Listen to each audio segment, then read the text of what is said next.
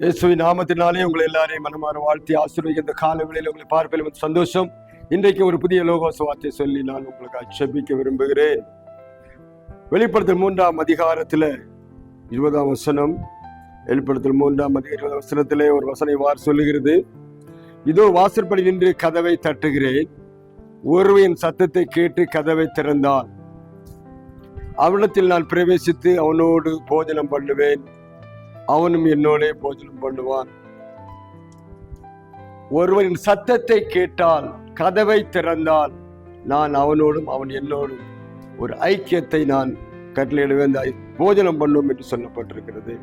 இங்கேயும் வெளிப்படுத்தும் விசேஷத்துல யோவானுக்கு கர்த்தர் வெளிப்படுத்தும் போது லவோதிக்கா சபைக்கு தூதனுக்கு சொல்லும் போது சொல்றார். லவோதிக்கா சபை எப்படி இருக்கு, அவனுடைய காரியங்கள் என்னன்னு சொல்லும் போது அந்த வசனம் சொல்லப்பட்டிருக்கிறது. அவன் வாசல் படி நின்று கதவை தட்டுகிறதாக சொல்லுகிறார். வாசப்படியில கதவு தட்டுனா எல்லாரும் உள்ள இருக்கிறாங்க. வீட்டுக்குள்ள ஆண்டவர் கதவை தட்டுறாரு. தட்டும் போது வீட்டுல யாரெல்லாம் இருக்கலாம், சத்தத்தை கேட்டு கதவை திறந்தான் என்று சொல்லப்பட்டது. ஒருவன் என் சத்தத்தை கேட்டு கதவை திறந்தான். அப்போ வீடு தட்டப்படும் பொழுது யாரா இருந்தாலும் போய் கதவு திறப்பான். யாரப்பா தட்டுறதுன்னு கேட்பான். அப்படி கதவு திறந்தா அவர் உள்ள வருவார். ஆனா தட்டிக்கிட்டே இருப்பார். பாருங்க, இந்த வசனங்கள் 2000 வருஷமா நடந்துட்டு இருக்கு. ஒவ்வொரு நாளும் வீட்டிலே ஆண்டவர் கதவை தட்டி கொண்டு இருக்கிறார்.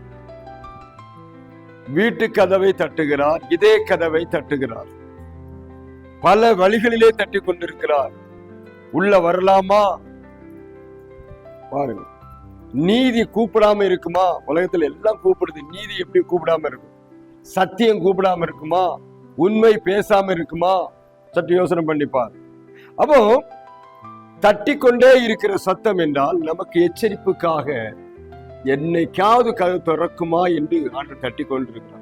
ஒரு வீட்டுக்குள்ள பிரவேசிக்கணும் அப்படின்னா கதவை தட்டினாதான் போக முடியும். கதவை பூட்டிட்டு இருக்கும்போது சும்மா கதவுக்கு வழியை நின்றுட்டு இருந்தா கதை திறக்காது. தட்டுறாங்க. அப்போ ஆண்டவர் சொல்றாரு, தட்டுங்கள் திறக்கப்படும். அப்போ ஆண்டவர் தட்டிக்கிட்டே இருக்கிறாரு, மகனே கதவை திற, மகனே கதவை திற. ஆனால் யாரு திறக்கிறாங்களோ அவங்களுக்கு ஆசீர்வாதம். யார் இதே கதவை திறக்கிறாங்களோ அவங்களுக்கு சமாதானம். இப்போ இயேசு வீட்டுக்குள்ள வந்தா என்ன செய்வாரு? அவங்க எல்லாரும் போஜனம் பண்ணுவோம். போஜனம் பண்றதுங்கிறது ஒரு ஃபெல்லோஷிப், ஒரு ஐக்கியத்தை காட்டுது. அப்போ ஆண்டவர் நம்மோடு ஐக்கியமா இருக்க விரும்புகிறார். கதவை திறந்தான்.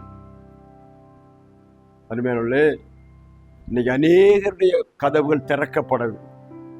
கிறிஸ்டினா வராதிங்க, போயிடுங்க அப்படி சொல்றாங்க. பாருங்க, கிறிஸ்டினா உங்களுக்கு வீடு இல்லை, கிறிஸ்டினா உங்களுக்கு இந்த இடம் இல்லை அப்படின்னு சொல்றாங்க. ஆனா இது எதை காட்டுகிறது? இயேசுவுக்கு கதவு அடைச்சிருப்பதை காட்டுது. நீங்க இயேசுவுக்கு கதவு அடைச்சா அவருக்கு நஷ்டம் இல்லை. நஷ்டம் யாருக்கு தெரியுமா? கதவை திறக்காதவங்களுக்கு தான் நஷ்டம். சிலவர் நினைச்சுக்கிறாங்க, ஐயோ நாங்கள் பெருசா பண்ணிட்டோம், ஒன்றும் பண்ணல, உங்க ஆசீர்வாதத்தை இழந்து போனீர்கள். அநேகர் அப்படித்தான். எவ்வளவு சொன்னாலும் திருந்த மாட்டான், தட்டினாலும் திறக்க மாட்டான், இயேசுக்கு இடம் கூட கொடுக்க மாட்டான். என்ன அவருக்கு என்ன கேட்டார்? காசு கேட்டாரா? பணம் கேட்டாரா? சொத்தை கேட்டார்? என்ன கேட்டார்? உன் இருதயத்தை தான் எனக்கு இழந்தான்னு சொன்ன. உன்னுடைய பழைய வாழ்க்கையிலிருந்து வெளியே வா, பாவத்தை விட்டு வெளியே வா, பாவத்தை விட்டு நீ மனம் திரும்ப சொல்லிதான் கேட்கிற, வேற ஒன்றும் கேட்கல. ஆனால் ஏன் மக்களுக்கு பிடிக்கவில்லை?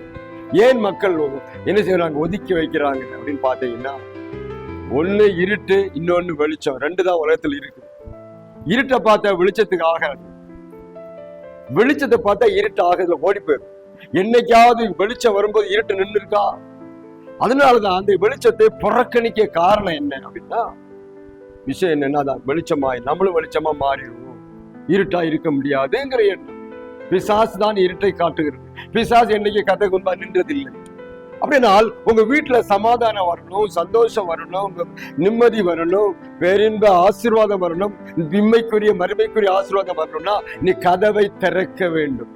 இன்னைக்கு நம்ம உட்கார்ந்துல கதவை திறக்கிற காலத்துலதான் இருக்கிறோம். நினைச்சு தெரியுமா உங்களுக்கு?